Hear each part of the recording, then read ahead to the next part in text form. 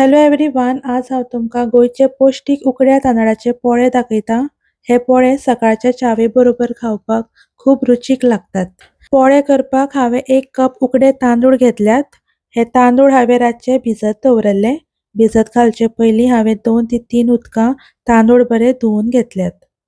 हे तांदूळ मिक्सराच्या आयदनान घालता। हे आमकां वाटून घेवपाक जाय। तेचे बरोबर थोडी सोय घालता। सोयेन हे पोळे चड रुचीक लागतात।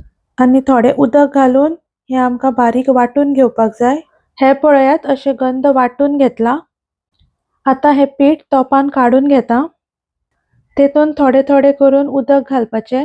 पीठ आमकां खूप दाट दवरप ना आणि चड पातळय करप ना। पीठ चड पातळ जाल्यार पोळे बरे येनात, ते तव्याक दसतात। आता तेतून चवीपुरते मीठ घालता।